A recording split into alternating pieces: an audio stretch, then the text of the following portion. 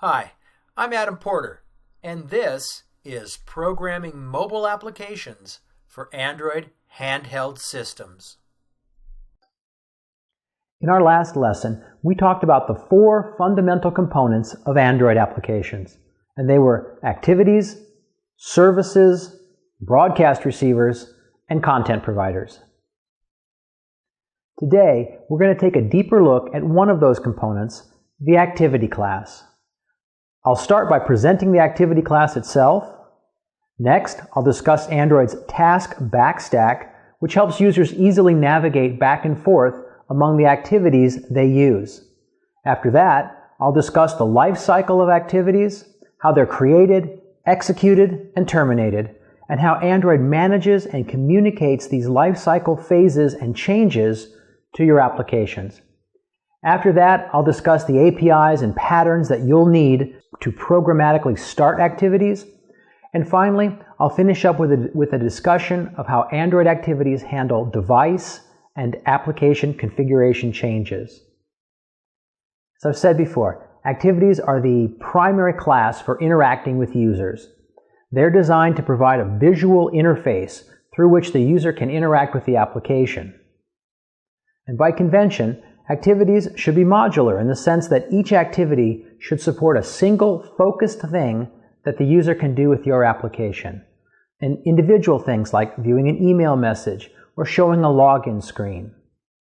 And if you follow this convention, then you end up creating applications by stringing together multiple activities, each with a single purpose that the user then navigates through.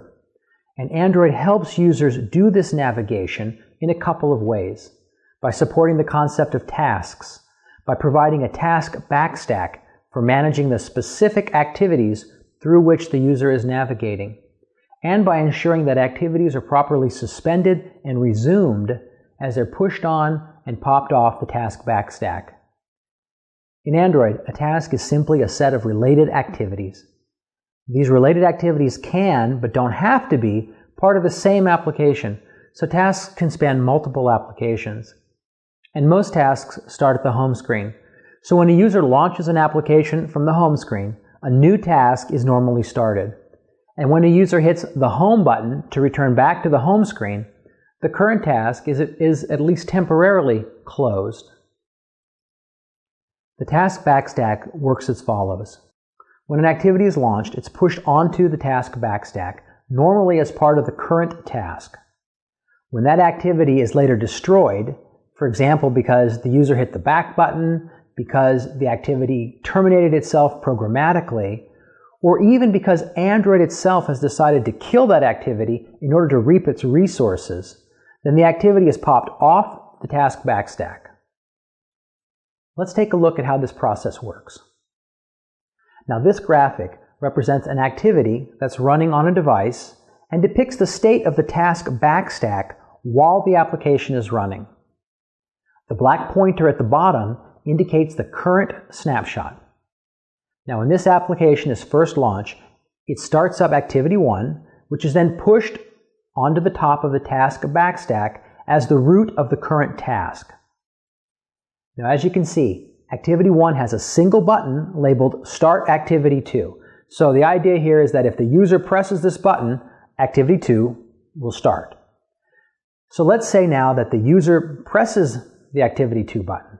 At this point, activity 1 is suspended, and its state will be captured so that it can be restored later if the user returns back to it. Next, activity 2 begins, and activity 2 is pushed onto the task backstack. Now, similar to activity 1, activity 2 has a single button labeled Start Activity 3. If the user presses this button, activity 3 will start. So let's say that the user now presses the Start Activity 3 button. At this point, activity 2 will be suspended, activity 3 will begin, and activity 3 will be pushed onto the task backstack. Now, let's say that the user has had enough of activity 3 and hits the back button with the idea of going back to activity 2. At this point, Android kills activity 3 and pops it off the task backstack. Now, because activity 2 is currently at the top of the task backstack, Android will unsuspend or resume that activity, restoring its state and bringing it back into view on the device. Now, as we saw with the task backstack examples, Android activities come and come again and go away for good. They have a life cycle. And importantly, for you as a developer, your applications are not really in control of this life cycle. Some life cycle changes, for example, depend on choices that the user makes, like pressing the back button or the home button. Other life cycle changes depend on Android itself. For example, if your device is running low on memory, Android can decide to kill activities that are currently suspended, and it'll do that knowing that it will need to recreate them later if the user navigates back to them. So let's talk a bit more about the activity lifecycle and the particular lifecycle changes that activities go through. For example, once an activity is started, it can be in a resumed or running state. And while it's in this state, the activity is visible and the user can interact with it. An activity can also be paused. For instance, when a new activity starts to pop up in front of it. In this situation, the activity may still be partially visible, but the user can't interact with it because the user will be interacting with a new activity that's starting up. Prior to version 3.0, Android could terminate activities once they went into the paused state. Now finally, the activity can be stopped. And when it's stopped, that activity is no longer visible, and Android is free to terminate, and this is important to reiterate, it can terminate stopped activities, and it does so knowing that it might need to recreate them later if the users navigate back to them. Now, your activities will often need to behave differently during different parts of their life cycle. For instance, if your activity is showing an animation, but then pops up a partially transparent dialogue style activity in front of it, well, you might want to pause the animation while the user responds to the dialogue, and then restart the animation once that dialogue activity finishes. In order to support scenarios like this, Android announces lifecycle changes to your activity by calling specific lifecycle or template methods. And some of these methods are shown here. And each is named, as you can see, on something or other. On create, when the activity is about to be created. On start, for when the activity is about to become visible. All the way to on destroy, when the activity is about to be destroyed. And if you want to take some specific action when your activity changes state, then you need to override one or more of these methods in your activity. So let's take a look at how these different methods interrelate with each other. Now this graphic depicts the orders in which activity lifecycle methods can be called. And the important thing to remember here is that Android applications don't work completely by themselves.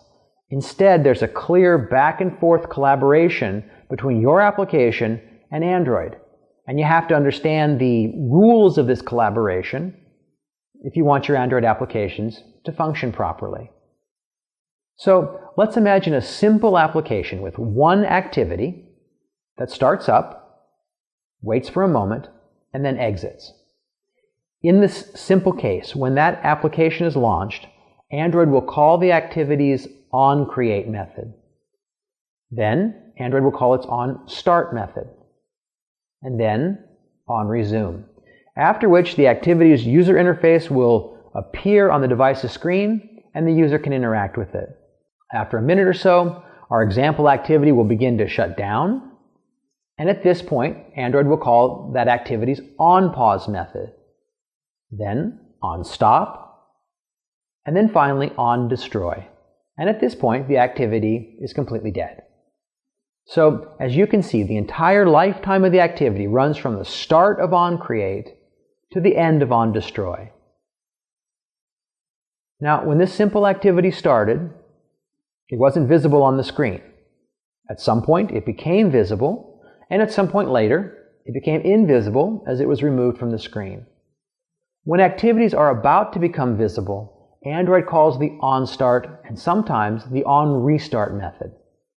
When activities are about to become invisible, Android calls the onStop method. And so you can think of the visible lifetime of an activity as occurring between the start of calls to OnStart and the end of calls to OnStop. And finally, while an activity is visible on the screen, there are times when the user can interact with it, and there are times when he or she can't. And for example, this can happen when a device goes to sleep. In that case, the user can't interact with the activity anymore, even though it still is the foreground activity. So when activities are about to be ready for user interaction, Android calls the onResume method. When activities are about to stop being able to interact with the user, Android calls the onPause method. And so you can think of the visible and in foreground lifetime of an activity as occurring between the start of calls to onResume and the end of calls to onPause. Let's walk through an example of this based on the map location application that we saw in earlier lessons. First, the user goes to the home screen and launches the map location application. This causes the map location activity to start up, at which point Android calls map location's onCreate method. OnCreate initializes the activity, and then Android continues by calling onStart. And at this point, map location is visible, but not yet ready for user interaction. Android now calls onResume. After onResume completes, map location will soon be both visible and ready for user interaction. And at this point, the user will normally enter an address in the address box. Once the address has been entered, the user will normally press the Show Map button, which will launch Google Maps. Now, as Google Maps starts up, it will have its own initial activity that will go through its own life cycle and receive its own life cycle callbacks. But let's continue looking at what's going on with the map location activity. Now, because Google Maps is about to come into the foreground and cover up map location, the map location activity will first receive a call to its onPause method. And soon after this, map location will no longer be visible, and Android will call its onStop method. Now, eventually Google Maps will appear on the screen, and the user can interact with it. But at some point, the user will be done with Google Maps and might, for example, choose to return back to map location, for instance, to map a new address. So let's assume that the user now hits the back button to return back to map location. At this point, map location must be brought back into the foreground. So as Android does this, it will first call onRestart, and then onStart, and soon after this, map location will again be visible. Next, Android will call map location's onResume method, soon after which the map location activity will be both visible and ready for user interaction. And finally, when the user eventually loses interest in map location, he or she might hit the back button again, in this case to end the application. At this point, Android will again go through the process of removing map location from the screen. It will first call onPause, then onStop, and then this time it will call onDestroy before completely terminating the application.